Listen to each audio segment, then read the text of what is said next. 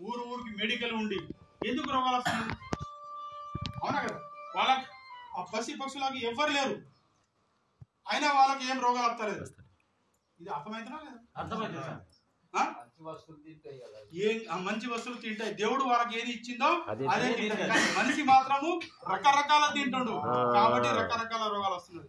నేను ముందే పాతకాలంలో 20 సంవత్సరాల కింద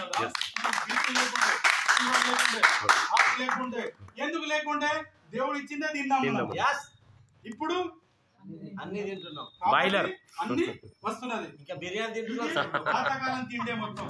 పాతకాలంలో అది వారం రోజులు చికెన్ ఉంటది.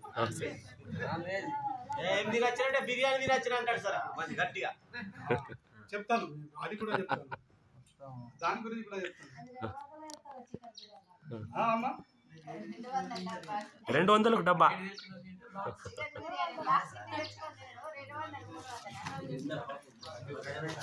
టేస్ట్ కదా. ఇప్పుడు అన్నారు కదా టేస్ట్ వస్తాయి. అయితే వినండి, హిందీలో ఏమంటారు అంటే जिस चीज खाने से मजा आता है వినండి అమ్మా, जिस चीज నాకు తెలుసు మీకు అన్ని నొప్పులు అవుతున్నాయి కింద కూర్చున్న తర్వాత, భరించాలని అందరికీ ఉన్నాయి ఇండియాలో. అది తీసేయాలని కదా నేను చెప్పేది. అందుకే 10 నిమిషాలు ఇంకా ఓర్చుకోండి. మీరు ఇట్లాంటివి ఉండవు ఇక మీకు. మీరు 2 గంటలు కూర్చోండి, తర్వాత పొద్దున్న దాకా కూర్చున్నా మీకు సమస్య లేకుండా చేసే బాధ్యత నాది. పూర్తిగా వినే బాధ్యత మీది.